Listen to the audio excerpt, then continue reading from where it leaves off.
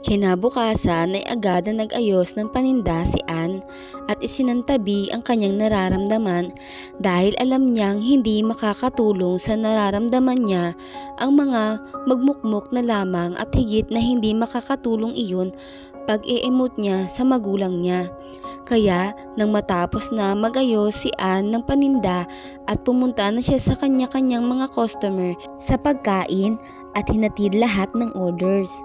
Biglang tumunog ang kanyang cellphone at rumihistro dito ang pangalan ni Chris at bigla siyang nagulat ngunit mas kailangan na makausap niya ito. Hello? Ann, saad ni Chris sa kabilang linya. Mag-usap sana tayo mamaya pagtapos ko dito sa aking trabaho. Ah, sige, saan? Saan mo ba gusto mag-usap? Ang pangit naman kung ako pang magsasabi. Sige, doon na lang sa park. Wala masyado doon tao. Mamayang 7 p.m. Sige, bye. Ingat ka. Okay, salamat. Malamig na saad ni Ann. Habang pauwi si Ann ay ang daming tanong ang gusto niyang sagutin ni Chris. Pero gusto ko mauna si Chris ang magsalita nang sa ganon mapakinggan ko nang mabuti ang lahat ng kanyang sasabihin. Gusto ko mapaliwanagan ako sa lahat ng ito. Pumatak na ang oras na inaantay niya at siya na mismo ang nag-antay kay Chris upang habang nag-aantay siya ay nagre-relax muna siya sa pusong masakit na sawi. Nagawa pa niyang magbiro sa kanyang isipan dahil ayaw niya itong malalim na isipin. Masakit kasi talaga ang kanyang damdamin simula nung panahon na nakita niya itong babae. Dumating na si Chris sa nasabi na tagpuan nila at nakita ni Chris na nakaupo si Ann sa isang duyan at nakatanaw sa malayo. Bago niya ito tawagin ay huminga muna siya ng malalim dahil alam niyang sobra niya itong nasaktan. Ann, tawag ni Chris. Ang aga mo ata, pumunta dito at nauna ka pa sa akin. Ah, oo, medyo nagpahangin kasi madami akong paninda kanina. Kumain ka na ba? Ah, oo, bago pumunta dito para sa gano'n na malinaw sa tenga ko ang sasabihin mo. Medyo pilya ng ngiti niya. Chris, pwede ba? Ipaliwanag mo sa akin ang lahat. Napapahaluhan na ang mata pero pilit niya itong pinipigilan. San mo gusto una ang malaman, Ann? Saad ni Chris. Lahat. Lahat. Ikaw na bahala. San una mo sasabihin? Habang nakatingin ito kay Chris na straight sa mata nito, sabay salita na sana yung totoo lang. Wag na sana yung pinapaniwala lang sa hindi totoo. Diin niya na merong konting sakit na pinababatid dito. Si Camille ay alam ko naman na kilala mo na dahil sa pagpapanggap mo kahapon na best friend kita. Pero bakit mo ginawa yun? Saad ni Ann. Sabihin na lang natin na bago ko kayo nakita kahapon sa tapat ng bahay ninyo nakita ko na kayo sa malapit sa hinatiran ko ng pagkain. Nagulat man ako sa nakita kong paghalik ninyo sa isa't isa. Pinili kong antayin ang paliwanag mo. Ngunit nung pagpunta ko sa inyo para makausap ka, hindi totoo na busy ka at nagkataon lang na nagpapahangin ako noon dahil sa message mong busy ka.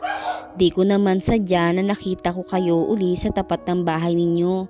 Dahil alam ko nagsinungaling ka na busy ka ay ako na nag-confirm kung girlfriend mo siya. Kaya nagkunwari ako na best friend mo kahit sobrang sakit na naririnig ko kahapon hanggang sa medyo pumatak na ang mga luhang lumalanda sa pisngi niya. Please, Ann, saad ni Chris. Nahihirapan ako sa nakikita ko sa iyo. Sobra kitang nasasaktan ngayon. Pwede bang magtanong? Saad ni Ann. Saan nagsimula at kailan mo pa ako niloloko? Maliban sa narinig ko sa tatay mo na ayaw niya sa akin. Oo, nagulat ka ba na alam ko yun? Pero gusto ko lang malaman kailan pa at paano. Bakit? Aaminin ko, saad ni Chris. Ann, sobra kita na disappoint sa lahat ng to. Oo, Tamang narinig mo kay Papa dahil mismo sa bibig niya narinig mo. Pero hindi naman lahat ito dahil doon. Siguro lumipas na ang lahat pero maniwala ka man o hindi, minahal kita ng higit sa inaakala mo. Yun naman pala, mahal mo ko, higit pa sa inaakala ko. Pero bakit? Bakit nagawa mo kong lokohin? Bakit pinatagal mo pa? Magfo 4 years na tayo, pero bakit? Sorry. Yan lang ang tangi kong masasabi siguro. Dahil nabuntis ko si Camille. Dahil siguro sa tagal natin at kawalang tiwala mo na hindi na sa akin, kaya hindi mo o natin nagawa ang bagay na nagagawa na magkasintahan. Kaya siguro nahanap ko iyon kay Camille. Kaya siguro hindi na natapos ang sasabihin ni Chris nang biglang nagsalita si Ann.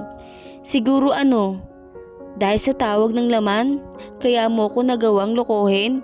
Yun ba yun?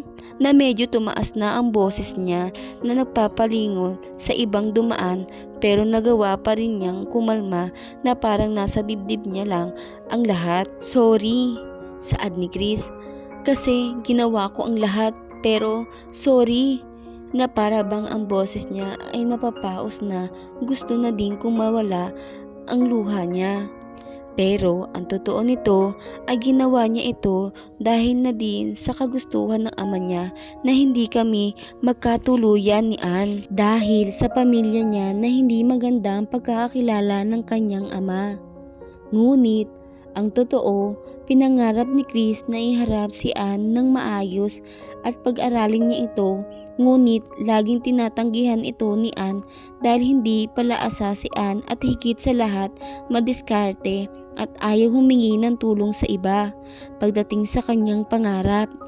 Yan ang nagustuhan ni Chris sa kanya, mataas man ang pangarap ngunit hindi ito nananapak ng ibang tao. Pero kahit mahal ko si Ann, kailangan kong sundin sila Papa. Ayoko din na pagsisihan ko bandang huli, hindi ko sila sinunod dahil matanda na ang mga magulang niya at nag-iisa lang siyang anak ng mga ito. Si Ann, umiiyak sa gilid at hindi mag-sink-in ang lahat ng nangyayari. Habang si Chris, bigla itong hinila at niyakap ng gusto at pinaramdam sa kanya yung ito na ang huling pagkikita nila at labis itong nasasaktan din. Ann, lagi mong iingatan ng sarili mo. Ipagpatuloy mo ano man ang sinisimulan mo at pangarap mo. May tiwala ako sa iyo na isang araw magtatagumpay ka din. Basta Ann, minahal kita. Alam ko ang galit mo sa akin ngayon. Sorry sa lahat. At nga pala, ito na ang last na makikita mo ako sa lugar natin. Dahil bukas ay lilipad na kami ni Camille sa ibang bansa. Meron kasi din ang offer na magandang trabaho para na din sa magiging anak ko namin na ang boses ni Chris ay kumawala na ang pinipigilang luha at niyakap siya ng mahigpit at hinalikan ito sa ulo. At sabay umalis na ito na hindi na siya nilingon. Si Ann naman ay naiwan na umiiyak at naglulumo sa lahat ng nangyayari sa sinasabi sa sarili ay sobrang sakit at sinisigaw ng puso ay hindi na ako muling iibig. Ayoko muling maulit ang ganitong sitwasyon. Mangyayari man na magmahal siya, hindi niya alam kung sa paanong paraan muli.